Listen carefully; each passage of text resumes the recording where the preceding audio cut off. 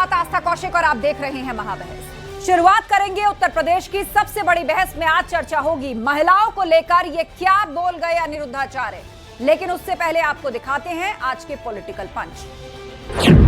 लड़की 14 साल की होगी और 14 साल की कोई लड़की आपके घर दुल्हन बन के आ जाएगी तो उस समय तो वो बच्ची होगी, आप उस परिवार को अपना मान लेगी। लड़कियां लाते हैं 25 साल की, अब 25 साल की लड़की की होती है, वो 25 साल की जब तक आती है तो पूरी जवान होके आती है। जवानी कहीं ना कहीं तो वो उसकी जवानी फिसल जाएगी या बच्चों का विवाह जल्दी हो जाता था। टाइम पे देख लेना, लोग फिर जल्दी शादियां करना शुरू कर देंगे।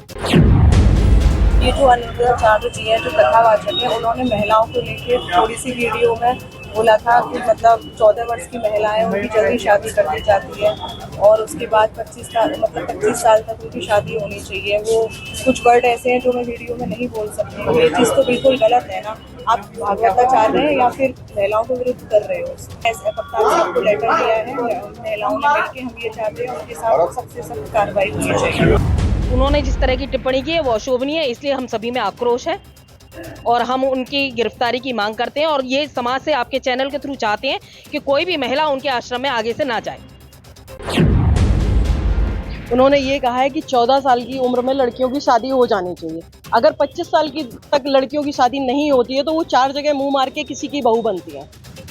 तो हम चाहते हैं कि उनके खिलाफ सख्त से सख्त कार्रवाई हो और हम उनकी गिरफ्तारी चाहते हैं। और आए दिन उनकी यही टिप्पणियां रहती हैं और फिर उसके बाद वो माफी मांग लेते हैं।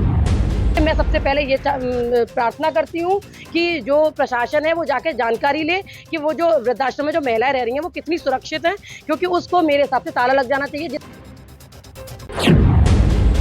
निश्चित रूप से अपने आप में समाज की व्यवस्था को बनाए रखने के लिए और जिस तरह से देख रहे हैं आजकल जो है परिवार टूट रहे हैं लेट मैरिज में, तो उसके लिहाज से तो एज वाली बात ध्यान में रखनी चाहिए कि 25 के अराउंड बेटियों की, वो बात उनकी सही है, वो बात उतनी तक सही है, लेकिन उनके मुख से जो आगे पीछे वाली बात उन्होंने कह दी वो बात गलत थी। उससे मैं सहमत हूं।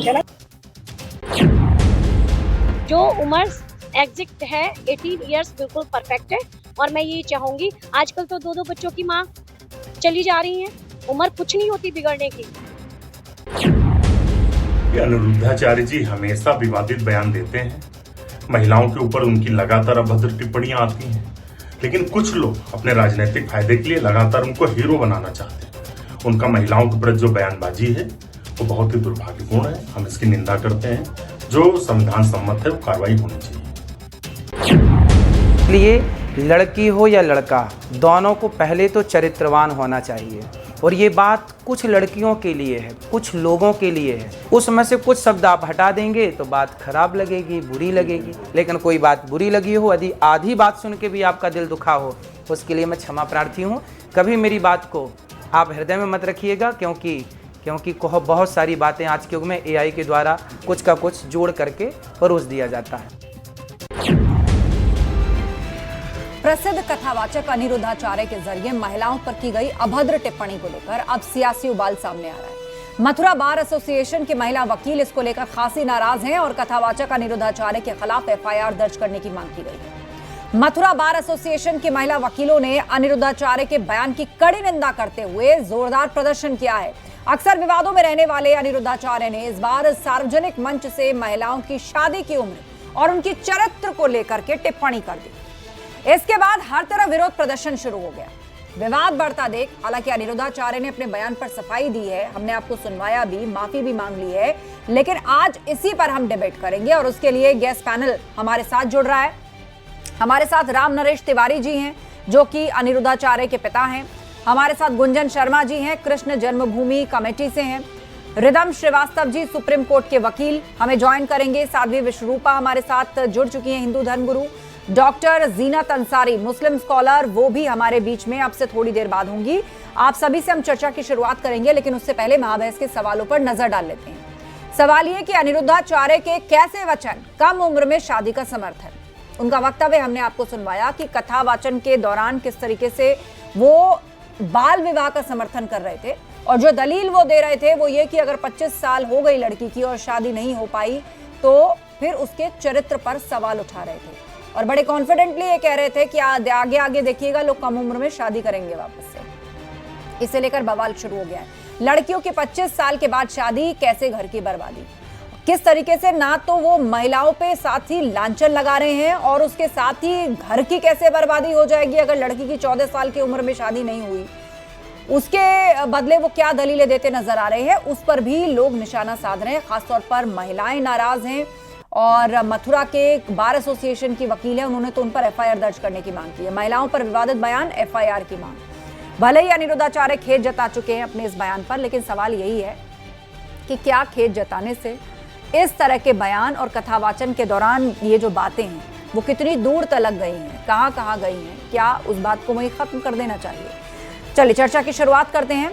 हमारे साथ राम नरेश तिवारी जी हैं, अनिरुद्धाचार्य के पिता, वो अभी थोड़ी देर में जुड़ेंगे हमारे साथ। लेकिन गुंजन शर्मा जी हमारे साथ है, कृष्ण जन्मभूमि कमेटी से हैं। गुंजन शर्मा जी, अनिरुद्धाचार्य ने वैसे तो खेद जता दिया है, लेकिन इसे लेकर महिलाओं में गुस्सा है, पीढ़ियां लग गई इस तरह की कुप्रथा से लड़ते लड़ते कि बाल विवाह बंद होने चाहिए, बंद हुए इस देश में। लेकिन आज जब ऐसे लोग जो भगवान की बातें करते हैं, उनसे उम्मीद की जाती है कि वो अच्छी अच्छी कथाएं सुनाएंगे, कथावाचक अपने आप को कहते हैं, और फिर महिलाओं की शादी की उम्र तय करते हैं और ये भी कहते हैं कि अगर 25 साल हो गई तो फिर चरित्र की कोई गारंटी नहीं है। मैं सबसे पहले तो ये बताना चाहूंगी आप सभी को कि हम भारत के निवासी हैं और भारतवर्ष की जो प्रथम महिला है वो एक महिला है, मतलब प्रथम जो राष्ट्रपति हैं हमारी, वो एक महिला है जो एक बहुत ही आपको पता है किस तरीके से समाज से आती हैं, लेकिन वो भी इतना पढ़ लिख गई तभी उन्होंने अपना परिवार और उस तरीके के काम किए। और अगर वो नहीं पढ़ती, उनकी 14 वर्ष की उम्र में शादी कर दी जाती, तो क्या आज वो हमारी राष्ट्रपति होती? आप ही बताइए। और इसके अलावा अभी मिशन सिंदूर हुआ है हाल ही में, और मिशन सिंदूर भी एक 2 लेडीज के हाथों में सौंपा गया। वो क्यों सौंपा जाता अगर उनमें कोई एजुकेशन नहीं होती और वो ये सब करके आती? आप ये बताइए कि कोई भी भगवताचार्य, उसका काम होता है धर्म को बढ़ाना, लेकिन इनका काम क्या है कि वो धर्म में उनके पास जो महिलाएं आती हैं सीधी सादी बोली वाली, वो उनको बता रहे हैं कि उन्हें अपनी बेटियों को नहीं पढ़ाना चाहिए, बल्कि 8वीं ना करके पढ़ाई पर रोक की बात नहीं कर रहे हैं। वो कह रहे हैं शादी 14 साल की उम्र में अगर कर दी जाए तो वो उस परिवार को भी अपना लेगी, उसमें घुल मिल जाएगी, वो रिश्ते उसके अपने हो जाएंगे, ऐसी दलील दे रहे हैं वो। 14 इयर्स की बच्ची 8th ग्रेड में भी नहीं होती मैम। जब 8th ग्रेड नहीं कर रही, इसका मतलब वो पढ़ी भी नहीं है और आप उसके ऊपर पूरा सांसारिक बोझ डाल देंगे, शादी कर देंगे उसके बाद उसे बच्चे पैदा करने हैं, कैसे करेगी वो इस सब कामों को? और उससे भी बड़ी बात कि आप एक अभद्र टिप्पणी किसी महिला पे करते हैं कि वो 4 जगह मुंह मार के तब वो शादी कर रही है। इनकी खुद की पत्नी ने इंटर किया है, तो क्या वो किसी जगह मुंह मार के तब इनसे शादी की है उन्होंने? बताइए आप मुझे। ठीक है, हमारे बीच में साध्वी विश्वरूपा जी भी हैं, हिंदू धर्मगुरु। साध्वी जी, ये सवाल सीधे तौर पर आपसे ही, जो मैंने जिक्र किया था कि जो लोग कथावाचक हैं या जिन्होंने ये बीड़ा उठाया है कि वो समाज में धर्म कर्म की अच्छी अच्छी बातें, लोगों को एक जीवन दर्शन, एक वे ऑफ लाइफ सिखाएंगे आध्यात्मिक मार्ग से, वो अगर महिलाओं के लिए इस तरह की बातें करें। और अनिरुद्धाचार्य जी का विवाद से पुराना नाता है, कभी वो गोबर से फेशियल और पता नहीं क्या क्या कहते हैं और भी कई प्रकार की टिप्पणियां करते हैं। वो कई मौकों पर अपने कहे से खुद भी शर्मिंदा हो चुके हैं और खेद जता चुके हैं, और अब महिलाओं को लेकर इस तरह की टिप्पणी। बिल्कुल आस्था जी, देखिए एक संत को क्या, सभी को अपनी शब्दों की मर्यादा रखनी चाहिए। वो क्या बोल रहे हैं और कहाँ बोल रहे हैं, इस बात का बहुत ध्यान रखना चाहिए। निश्चित रूप से शब्द तो अच्छे नहीं थे, परंतु फिर भी एक बात मैं कहना चाहूंगी कि अगर कोई ऐसा उन्होंने बात कही है तो पहले तो खैर वो क्लियर कर भी चुके हैं। अभी आपने एक वीडियो दिखाई है कि उन्होंने क्लियर कर दिया है, परंतु जो उनका व्यवहार रहा है अभी तक, जो उनकी नीयत रही है समाज के प्रति, समाज सुधारने के प्रति, बहुत लोग उन्हें फॉलो करते हैं। यहाँ तक कि भारत में नहीं, विदेशों में भी लोग उन्हें सुनते हैं। यही तो चिंता की बात है ना साध्वी जी, जिन लोगों की फॉलोइंग विदेशों तक है और जिन लोगों के ऊपर ये जिम्मेदारी है कि वो आध्यात्मिक मार्ग से चल करके या उससे लोगों को जोड़ते हैं और अच्छी बातें बताते हैं, तो क्या उनको ये शोभा देता है इस तरह की टिप्पणी करना? आप बताइए। हमें शायद शताब्दी लग गई कई तरह की कुरीतियों को बंद करने में, चाहे उसमें पर्दा प्रथा हो, उसमें सती प्रथा हो, उसमें बाल विवाह प्रथा हो। आज वो कह रहे 14 साल की लड़की की आप जल्दी शादी करेंगे तो वो परिवार में अच्छी तरह से एडजस्ट होगी, वो उन रिश्तों को अपना लेगी। समझने वाली बात है। मैं तो ये कहना चाहूंगी कि देखिए, एक संत होने के नाते मैं उन्हें समझती भी हूँ, मैं उन्हें पर्सनली भी जानती हूँ। शायद वो अपने शब्दों में जोश में होश खो बैठे हैं। वो शब्द कुछ और बात कुछ और कहना चाहते थे, कह कुछ और गए हैं। अन्यथा तो हमारे भारतवर्ष में तो यत्र नार्यस्तु पूज्यन्ते रमन्ते तत्र देवता, सभी ये जानते उन्होंने हैं। और पहली बार नहीं कहा है। जी बिल्कुल। अब आप देखिए, मैं तो बिल्कुल मानती हूँ, मैं बिल्कुल इसके विरोध में हूँ कि 14 वर्ष की उम्र में जो विवाह है, देखिए शिक्षा का, आत्मनिर्भरता का हनन है, शारीरिक मानसिक अपरिपक्वता रहती है। तो आप देखिए, कानून का भी उल्लंघन है, निश्चित रूप से नहीं होना चाहिए। फिर भी मैं उनके सोच साथ समझ के यहाँ बोला पे जाना चाहिए, विचार किया जाना चाहिए। हाँ, सोच समझ के क्योंकि बोल, देखिए, खास तौर पे तब ये- जब पूर्व में भी आप कई विवादित बयान दे चुके हैं और आप ये समझते हैं कि आप जो कहेंगे वो मीडिया में चर्चा होगी, समाज में चर्चा होगी, राजनीतिक रूप से भी आपको निशाने पर लिया जाता है। तो ऐसे में धर्म कर्म के जिस मार्ग पर हैं, कम से कम परिपक्वता से सोचकर बोलना चाहिए। बहरहाल, जैसा आपने खुद ही जिक्र किया साध्वी जी, की फॉलोइंग ना सिर्फ देश में है बल्कि विदेशों तक है। यही तो चिंताजनक बात है कि आपने तो बस कह दिया, लेकिन आप सोचिए कि हमारे समाज को लेकर, हमारी सोच को लेकर दूर तक क्या मैसेज गया होगा। हमारे साथ रिदम श्रीवास्तव जी हैं, सुप्रीम कोर्ट की वकील, उनकी भी बात एक बार सुन लेते हैं। रिदम श्रीवास्तव जी, अब अनिरुद्धाचार्य पर एफआईआर की मांग हो रही है, वो पॉलिटिकली निशाने पर हैं और जिस तरह की बात पूर्व में उन्होंने कही है वो भी बहुत विवादों में रही है, बहुत सारी असहमतियां उनके साथ चलती हैं और अब महिलाओं के लेकर इस तरह की बात। जी, ये स्टेटमेंट मैंने पहले भी सुनी है बहुत बार, और आज भी ये स्टेटमेंट पे जो उन्होंने कहा है कि एआई जनरेटेड स्टेटमेंट थी और मैं नहीं ध्यान दे पाया, ये सुनने में बहुत ही खराब लगा, क्योंकि एआई जनरेटेड वीडियो है। लेकिन हम ये कहेंगे कि आप एक पब्लिक स्पीकर हैं, आप इन्फ्लुएंसर हैं, हम आपसे ये उम्मीद रख सकते हैं कि आप पब्लिक एट लार्ज के सेंटिमेंट्स को हर्ट ना करें। आप ऐसा मैसेज पहुंचाएं पब्लिक में जो कि मोटिवेशनल रहे औरतों के लिए, बच्चों के लिए, चाहे वो अनबायस्ड रहे जेंडर को लेके। मैं कहूंगी यहाँ पे जो स्टेटमेंट प्रोवाइड गई, मैं अगर लीगली बात करूं बीइंग अ लॉयर, ये डेरोगेटरी स्टेटमेंट है जो कि पास की गई है उनके थ्रू, जिसने आउटरीच करी है मॉडेस्टी ऑफ विमेन। ये सारे हमारे क्रिमिनल ऑफेंसेस में काउंट होते हैं जब हम लीगली बात करते हैं। हमारा आर्टिकल 15 है, हमारा आर्टिकल 21 है, जो कि बात करता है कि आपको डिस्क्रिमिनेशन नहीं करना चाहिए। ठीक है। क्योंकि मैं ये बात इसलिए कह रही हूँ क्योंकि 18 साल एक की है और 21 दूसरे की कोशिश की जा रही है कि अब लड़कियों की लीगल एज 21 हो जाए, क्योंकि जेंट्स की अब 21 हो चुकी है। इस बारे में सुप्रीम कोर्ट में अभी भी प्ली पेंडिंग है। तो इससे हम ये कहना चाहते हैं कि लॉ मेकर्स अभी भी चाहते हैं कि लड़कियां उस एज तक अटेन कर लें, अपने करियर को अचीव कर लें, वो और पढ़ उसके लिख बाद जाएं, अगर वो हम सेल्फ डिपेंडेंट हो जाएं, वो इतनी मैच्योर हो जी। जाएं कि उनको जीवन के साथ साथ पढ़ाई लिखाई मिला जुलाकर इतना अनुभव सही गलत का पैदा हो कि वो अपने जीवन को और बेहतर तरीके से चला पाएं, और ना सिर्फ खुद के लिए, क्योंकि फैमिली अगर आगे बनानी है तो उसके लिए बेहतर फैसले ले पाएं, और उस मैच्योरिटी के लिए कम से कम पढ़ाई लिखाई और दुनिया को, रिश्तों को देख लेना, उसमें उनको संभालना सीखना, इस सब में वक्त लगता है। डॉक्टर जीनत अंसारी हमारे बीच में, मुस्लिम स्कॉलर। डॉक्टर जीनत, आप उस कम्युनिटी से आती हैं जहां पर, अगर मैं शरिया की बात करूं तो ये फॉलो किया जाता है कि जिस दिन से लड़की मैच्योर हुई आप उसकी शादी कर सकते हैं, मतलब उसको जायज ठहराया गया है।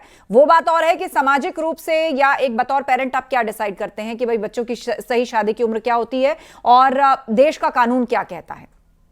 पर लेकिन जब इस तरह के बयान धर्मगुरुओं की तरफ से सामने आए और वो कहें कि नहीं भैया ये उम्र सही है, आपने भी कहीं ना कहीं इस चीज को फेस किया होगा कि भाई जिस दिन से लड़की मैच्योर हुई हार्मोनली, आप उस दिन उसकी शादी को जायज ठहरा देते हैं।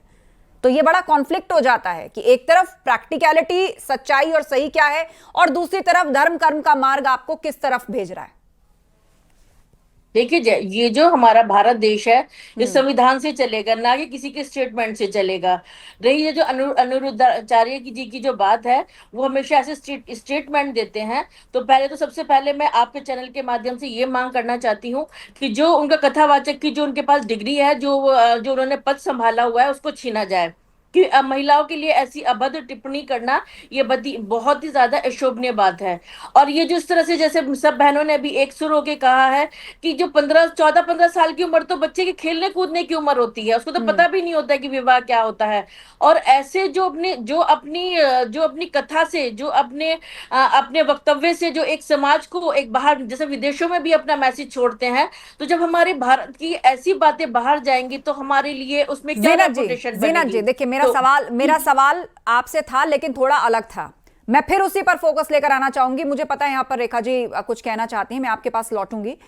लेकिन जीनत जी, आपने अनिरुद्धाचार्य को लेकर कहा कि भाई गलत कहा और कोई सपोर्ट नहीं कर रहा, कि 25 साल हो गया तो भाई आप उसके कैरेक्टर पर सवाल उठाएंगे और 14 साल की उम्र में शादी कर दो, इस बात को कोई सपोर्ट नहीं करा। लेकिन मेरा सवाल आपसे ये था कि आपके अंदर भी मुस्लिम कम्युनिटी, इस्लामिक कम्युनिटी के अंदर भी ये चीज एग्जिस्ट करती है जहां पर अकॉर्डिंग टू शरिया इन चीजों को सही ठहरा दिया जाता है। क्या उनके खिलाफ भी आप लोग मुखर होकर बोलते हैं? विदेशों में तो ये तस्वीर भी जाती होगी ना। बिल्कुल बिल्कुल। अगर कोई मौलवी या कोई भी ऐसा कोई बयानबाजी देता है तो हम उसके खिलाफ भी आवाज उठाने की हिम्मत रखते हैं। और अब तो मुसलमान में आप देखिए कि इतनी ज्यादा परसेंटेज एजुकेशन की बढ़ गई है। लोग IAS, लड़कियां जो हैं IAS PCS करने के बाद वो देश को संभाल रही है, बहुत अच्छे काम कर रही है। और मैं तो आपके चैनल के माध्यम से मुसलमानों को भी ये अपना स्टेटमेंट देना चाहती हूँ, ये कहना चाहती हूँ, आग्रह करना चाहती हूँ कि वो बिल्कुल भी लड़कियों को ज्यादा से ज्यादा बेहतर जिंदगी देने के लिए आगे कदम उठाए। मैंने आपसे पहले भी शुरू में ये कहा है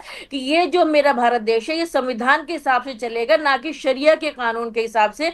अगर कोई मौलाना इस तरह की बात भी कहता है तो मैं उसको भी कंडम करती हूँ, उसको भी मैं खिलाफ जाके खड़ी होती हूँ कि नहीं, कि वो मुसलमान हो। जैसे कि देखिए हमारे यहाँ पर 3 तलाक की प्रथा थी, मोदी जी ने आकर के उसका जो 3 तलाक का जो कानून बनाया है तो डॉक्टर जीनत अंसारी ने सबसे पहले स्वागत किया था। तो थोड़ी बहुत परेशानी थी जो झेलनी पड़ी, बाद में सब लोगों को समझ में आ गया। जो उसके अंदर ऐसी महिलाएं थी जिनको 3 तलाक के बारे में पता भी नहीं था, एक कानून आने की वजह से उनको भी अपने हक के बारे में पता चल गया। तो आज वो भी लेकिन एक बहुत बड़ा वर्ग खड़ा हो जाता है ना आपके यहाँ से कि भाई ये तो हमारी शरीयत पर हमला है या हमारे धर्म पर हमला है, क्यों इसमें इंटरफेयर किया जा रहा है? इसको कोई इस तरह से नहीं देखता है कि ये वुमेन राइट से रिलेटेड है, ये चाइल्ड राइट से रिलेटेड है, ये फीमेल एम्पावरमेंट, उसकी हेल्थ और पूरी ओवरऑल एक फैमिली वेलबींग के लिए लॉन्ग टर्म में बहुत अच्छा रहने वाला है। लेकिन डिबेट इस चीज पर शुरू हो जाती कि कैसे आपने हमारे धर्म पर यह बात कही, कैसे आपने हमारे धर्म के अंदर इन्फिल्ट्रेशन किया। वो इसको रिफॉर्म की तरह नहीं देखते हैं। गुंजन जी। जी मैं ये कहना चाहती हूँ कि जैसा कि ये सब लोग बता रहे हैं तो मैं ऐसे धर्मगुरु को पूरी तरह से निष्कासित करना चाहती हूँ। क्योंकि आप देखिए कि कोई भी कथा होती है, आप किसी भी कथा में जाइए, उस कथा में 90% महिलाएं होती हैं। और गौरी गोपाल आश्रम जो इनका है उसमें एक गौरी गोपाल वृद्धाश्रम भी ये चलाते हैं जो कि महिलाओं के लिए है। आप एक बात बताइए, जो कथावाचक मीडिया के और कैमरे के सामने अगर औरतों को एक बार नहीं 100 बार बेइज्जत कर चुका हो, आप क्या मानती हैं कि इनके यहाँ रहने वाली वृद्धाश्रम में महिला कितनी सेफ है? आप मुझे बताइए। ये ग्रेड तय करते हैं। मैंने आप लोगों के चैनल पे देखा कि जहां आप ही लोग रिपोर्टर्स पूछ रहे थे इनसे कि ये बताइए सर हम आपके लिए कौन सी ग्रेड में आते हैं, क्योंकि आपके लिए जो लोग जवाब देती हैं औरतें जो बाहर काम पे जाती हैं, जो रात को लेट घर से आती हैं, वो बहुत C ग्रेड की महिलाएं होती हैं। और इसी तरीके से ये कहते हैं कि महिलाओं को नौकरी करने की कोई जरूरत नहीं है। ये बोलते हैं शादी करने के बाद हनीमून पे क्यों जाते हैं, क्योंकि वासनाओं के लिए शादी की जाती है। इस तरीके की जो टिप्पणियां ये करते हैं, इसके बाद मेरे को जो सबसे बड़ी चिंता है वो ये है कि इनके आश्रम से महिलाओं को दूर रखना चाहिए और जो इनका वृद्धाश्रम है वो पूरी तरह से या तो बंद करना चाहिए या सरकार को उसको अपनी निगरानी में लेना चाहिए, क्योंकि इनका कोई भरोसा नहीं है उनके साथ कितनी ज्यादती करते हो। ठीक है, स्वामी नागेंद्र जी हमें ज्वाइन कर चुके हैं, हिंदू धर्म गुरु हैं मथुरा से। स्वामी नागेंद्र जी, आप इसे सवाल, यहाँ पैनल पर चर्चा चल रही है कि क्या धर्म गुरुओं को इस तरह गृहस्थ जीवन की निजी बातों को लेकर टीका टिप्पणी करनी चाहिए? इस देश में एक लॉ है, शादी की उम्र भी तय की गई है, महिलाओं के एम्पावरमेंट की बात होती है, राइट्स की बात होती है, विमेन फर्स्ट की बात होती है, विमेन लेड गवर्नमेंट की बात इस देश के अंदर होती है। और वहां पर संत समाज से आया हुआ एक व्यक्ति, कथावाचक, जो पूर्व में भी कई विवादित बयान दे चुका है, वो एक बार फिर से कह देता है कि लड़की 25 साल की हो गई तो फिर उसके चरित्र की गारंटी नहीं है। जी, मैं आपके सभी दर्शकों को बताना चाहता हूं, व्यासपीठ सनातन धर्म की सर्वोच्च पीठ है और इस व्यासपीठ से शास्त्रीय शब्द ही निकलना चाहिए। अमर्यादित शब्दों का बिल्कुल भी व्यासपीठ से वादन नहीं होना चाहिए। बड़ा सोच समझ के बोलना चाहिए। और क्योंकि हम बोलते कुछ हैं और उसका अर्थ कुछ और निकलता है, तो इसीलिए व्यासपीठ हंसी मजाक और गाने बजाने का विषय नहीं है। व्यासपीठ बहुत उत्तम पीठ है, तो इस तरह के वक्तव्य देना यह ठीक नहीं है, क्योंकि देश काल परिस्थिति क्या है वह हमें देखना चाहिए। आज के समय पे आप यदि व्यासपीठ से इस तरह की बातें करेंगे तो कोई भी व्यक्ति उसको समझेगा नहीं, उसको गलत ही लेकर के जाएगा। तो इस तरह के शब्द उपयोग करना उचित नहीं है। और बाकी का उनका क्या भाव था इस वक्त भाव क्या होगा, वो क्लियर कट कह रहे हैं कि देखिएगा नहीं, ऐसा आस्था जी, जमाना मैं आएगा यहाँ- जब लोग यहाँ 14 बताना साल की उम्र चाहूंगी, में शादी देखिए, करना शुरू करेंगे। साध्वी जी आस्था जी, वही आस्था मैं जी, कहना बिल्कुल चाहता हूँ एक सेकंड, ब्याज ठीक है। पीठ से साध्वी अमरदास जी, शब्द नहीं बोलना चाहिए, आपने बिल्कुल उनके नहीं बयान बोलना पे चाहिए। सबने बोला है, परंतु मैं एक बात कहना चाहूंगी महाराज जी, आप भी सुन लीजिएगा। देखिए, आप किसी के एक बयान को, हो सकता है वो किस परिस्थिति में, क्योंकि समय स्थिति आप जानते हैं, इस समय सोशल मीडिया की स्थिति है, जो माहौल चल रहा है, उस सोच को, अब उनके शब्दों को इतना, अभी जब मैंने कुछ, मेरी बहनें कह रही थी उन्हें निष्कासित कर, आप कौन होती है उन्हें निष्कासित करने वाली? आप तो कैसी आप बातें कौन कर होती रही है हैं? उनकी, कौन आप होते हैं? कौन होती है वो उनकी कौन सफाई होते हैं देने वाली? महिला पर टिप्पणी आप ये करने बताइए, वाले? शब्द ही ब्रह्म है, जो शब्द बोले वो वापस नहीं ले पाते, कितने अनुशासन में आप लोग अपनी बात कर रहे कर रहे हैं? हैं। वो उन्हीं महिलाओं के ऊपर डोनेशन भी ले रहे हैं दुनिया से, जो आज वो माताओं को हेलीकॉप्टर निकाला राइड कर रहे हैं, जो हुआ है, ऑस्ट्रेलिया में और बैठे हैं, बहनों उन्हीं को की वजह से निकाला बैठे हैं। अपने घर के, उनकी सेवा कर रहे हैं। निष्कासित बहुत आप कौन सारी होती है ना महिलाओं को बोलने लव वाली? जिहाद से आप कौन बचाया होती है है बोलने उन्हें। वाली? उनके आप उनका काम कैसे को सपोर्ट कर बताने सकती है? जरूरत क्या आप नहीं एक है। महिला नहीं है? उनके आपको किसने काम बोला को आप साध्वी बन बताने सकती है? बिल्कुल बताया, बिल्कुल हमने बता दिया, जो शब्द गलत है उनके लिए हम असहमत है, परंतु आप उनके काम पर उंगली उठाए, ये बिल्कुल बर्दाश्त नहीं होगा। बार बार उनका क्यों नहीं होगा? अपमान करना क्यों इस नहीं बात के होगा? लिए। बिल्कुल, मैं कह रही हूँ इसकी जांच होनी चाहिए। एक सेकंड, इसकी जांच होनी चाहिए। गुंजन जी एक बात पूरी होने दीजिए, 10 सेकंड बोलने दीजिए। साध्वी विश्वरूपा जी 10 सेकंड पूरा कीजिए, उसके बाद गुंजन जी। आस्था जी, उनकी बात, हम जो भी उन्होंने अपनी समाज सेवा की है, जो महिलाओं के लिए सेवा की है, जो समाज की लड़कियों के लिए सेवा की है, वो तो हमेशा उनके जितनी भी पुरानी वीडियोस उठा के देख लीजिए, बहुत सारी वीडियोस में ये भी कहते हैं कि बेटा अपने माता पिता की सुनो, घर से मत भागना। इस बात पे तो कोई ठीक है गुंजन जी, गुंजन शर्मा जी, गुंजन शर्मा जी, वो कह रहे हैं कि एक बयान के कारण उनका जो पूर्व में किया गया कार्य है उस सबको ऐसा नहीं किया जा सकता कि खारिज कर दिया जाए। मैडम आप एक बात बताइए, एक पिता या एक पति अपनी पत्नी को पाल रहा है, ठीक है, और वो एक दिन आके उसको मारता है या गाली देता है या उसको जान से मार देता है, तो क्या उसके पूर्व में उसने रोटी खिलाई थी ये भूल जाया जाए? या फिर ये याद रखा जाए उसने रोटी तो खिलाई थी, आज मार दिया तो क्या हो गया? पाली भी तो सीने, उसने खरीदा नहीं है किसी को, किसी औरत को खरीदा नहीं है, क्यों कुछ बोल सकता है? अपने आश्रम में करे, 50 लाखों लोग प्रतिदिन उनके भोजन कर रहे हैं। लोग के लिए वो कोई फावड़ा नहीं चला रहे मैडम, इतनी महिलाएं लाखों लोगों उनके के लिए कोई फावड़ा नहीं चला रहे, वो लाखों लोगों के नाम पे डोनेशन ले रहे हैं दुनिया से, उस दुनिया से उनको डोनेशन उन्हीं औरतों के नाम पे मिल रहा है, जिन औरतों के नाम तो अभद्रता कर रहे हैं। अच्छा, मैं एक सेकंड आप दोनों को रोक रही हूँ। स्वामी नागेंद्र जी कुछ कह रहे हैं, बात रखिए नागेंद्र जी। बताना चाहता हूँ, अनुराधाचार्य एक अच्छे कथा प्रवक्ता हैं, लेकिन उन्होंने इस विषय पर क्षमा भी मांग ली है, माफी मांग ली है। और लेकिन नागेंद्र जी सवाल ये है कि बार बार क्षमा क्यों मांगी जाती है? अगर आप कहते हैं कि भाई गलती से निकल गया, चलिए एक बार आप गलती हो गई, आपने खेद प्रकट किया, दूसरी बार फिर आपने कुछ ऐसा कह दिया, उस पर बवाल हुआ। दोहराना उचित नहीं है, लेकिन मैं काशी विद्वत परिषद होने के नाते इस विषय पर चर्चा करूंगा और उनसे बात भी करूंगा कि आप किसी भी प्रकार से इस तरह की बात व्यासपीठ से न करें। हम खुद चर्चा करेंगे और यह विषय हमारे सनातनियों का आपस का विषय है, इसको हम लोग बैठ के सुलटा लेंगे और इस पर इसको इशू बनाया न जाए, क्योंकि सनातन धर्म का विषय नहीं है, ये महिलाओं का विषय है, इसको सनातन से जोड़िए आप केवल। इसीलिए जो बात है तो ये महिलाओं का विषय है, ये महिलाओं की बात है, इसमें सनातन कहां से आ गया? जिस पद पर वो बैठे हुए हैं उन्हें अपनी वाणी पर लगाम महिलाओं के लिए भी काम करते हैं, वो समाज के कैसे, ये हिंदू मुस्लिम सिख धर्म से मत जोड़िए, महिलाओं को लेकर टिप्पणी की गई है, ये दलील आ रही है। धर्म को खत्म करने के लिए लगी हुई है। अनिता शाह ने अगर कोई बात कही है तो उसको बैठ करके सुलटाया जाएगा और उनको कौन सुलटाएगा? महिलाओं से माफी मंगवाई जाएगी। नहीं, लेकिन नागेंद्र जी अब जो मांग उठ रही है वो ये उठ रही है कि अनिरुद्धाचार्य पर एफआईआर दर्ज करवाई जाए। उनकी ये टिप्पणी ना सिर्फ अशोभनीय है, बल्कि पूर्व में लगातार बयान देते हैं, बार बार खेद प्रकट करते हैं, माफी मांगते हैं, फिर कुछ ऐसा आ जाता है। तो अब ये मांग उठ रही है कि उन पर एफआईआर क्यों ना दर्ज की जाए। अब यह विषय हमारे संज्ञान में आया है, हमारा विद्वत परिषद के होने के नाते हम इस विषय पर चर्चा करेंगे, निश्चित रूप से चर्चा करेंगे और शीघ्र और कार्रवाई भी होगी। ऐसा नहीं है, कार्रवाई भी की जाएगी, ये हम वादा करते हैं। ठीक है गुंजन शर्मा जी आप लोग एफआईआर दर्ज करवाएंगे इस मामले को, मान ठीक है आप एफआईआर दर्ज कराना चाहते हैं, लेकिन लीगली इस मामले को कहां तक ले जा पाएंगे?